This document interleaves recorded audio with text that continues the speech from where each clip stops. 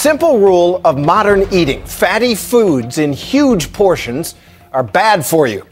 But you're about to enter a dietary twilight zone, a restaurant that makes the potentially harmful nature of its food a selling point.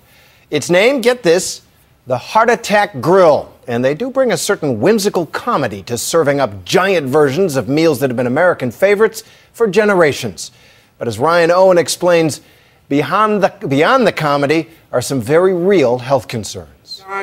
In a country where calories are posted on the menu and the White House has a vegetable garden, sometimes the reality looks more like this. This monument to greasy gluttony is called the Heart Attack Grill. PBR. It's a sort of hospital-themed Hooters located in Chandler, Arizona, a suburb of Phoenix. We have full sugar Mexican Coke. Get your arms in over here. Every customer must wear a hospital gown. I'm dying. And they are waited on by scantily clad nurses. Still, it's what's on the menu that gets most of the attention. The single, double, triple, or quadruple bypass burger. Oh, and they do have fries called flatliner fries, fried in lard, and those are unlimited. To wash it all down, how about a butterfat shake? The restaurant has become a bit of a national sensation. I'm up another few inches. In no small part, thanks to this very big man, Blair River, the so-called spokesmodel of the Heart Attack Grill, featured in a series of tongue-in-cheek commercials that have gone viral. I'm at 570 pounds, 6'8", yeah, so. We met Blair in January. Back then, he told us one of the perks of the job is eating free. Anyone who is over 350 pounds doesn't have to pay. I'm big, you know what I mean? And so why not? But I don't eat here every day, so why not have fun with it and go with it as long as I can? Sadly, we now know how long that was. Blair died last week at the age of 29. His family says the cause of death was pneumonia. The CDC says every year, 112,000 deaths can be linked to obesity. When your spokesperson drops dead at the age of 29, and he's morbidly obese by anybody's estimation, don't you have a problem? Absolutely. Who wouldn't?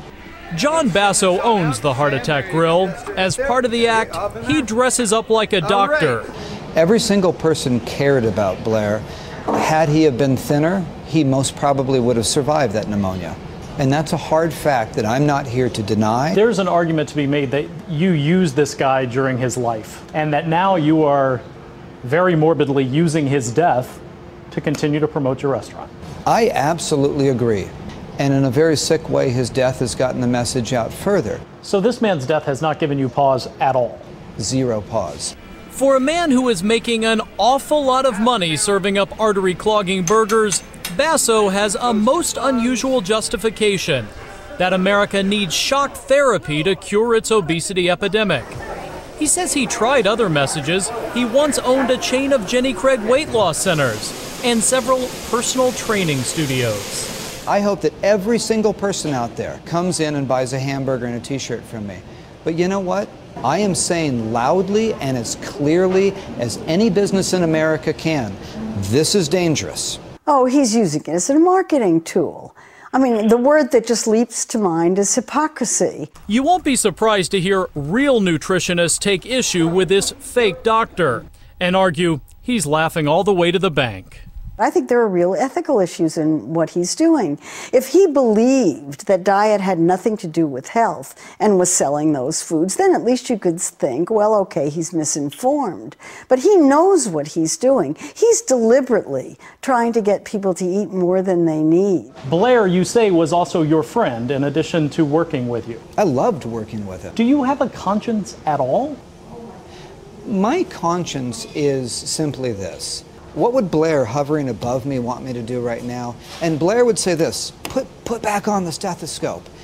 Let's keep being the doctor that everyone loves to hate, because that really gets the message out. To keep delivering that message, a week after Blair's untimely death, the Heart Attack Grill has another spokesmodel. Here you go. Ernie Hart, yes, that's his real last name, and yes, he is chowing down on a quadruple bypass.